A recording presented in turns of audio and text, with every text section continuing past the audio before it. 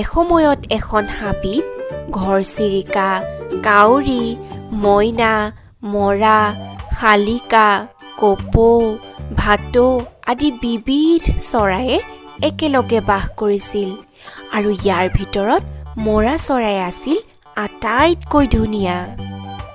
ধুনীয়া ধুনীয়া পাখিবোৰেৰে মৰা চৰাইৰ সুন্দৰ ৰূপটো দেখি কাউৰীৰ পিছে বৰ হিংসা হয় আৰু কাউৰীয়ে মনতে ভাবে, ময়ো যদি দেখিবলৈ মৰা চৰাইৰ দৰেই ধুনীয়া হলোহেঁতেন।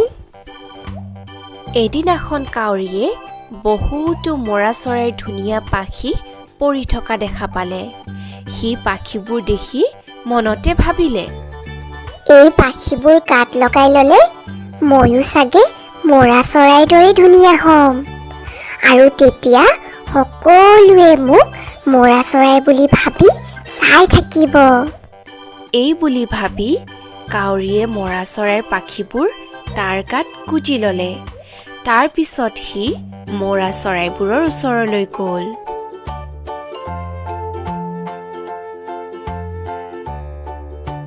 মৰা চৰাইবোৰে কাউৰীৰ দৰে ক'লা আৰু মৌৰাৰ দৰে ধুনীয়া পাখি থকা চৰাইটো দেখি বৰ আচৰিত হ'ল। সিহঁতে নিজৰ মাজতে কোৱাকুই কৰিবলৈ ধৰিলে, এইটো আকৌ কি চৰাই আহিল?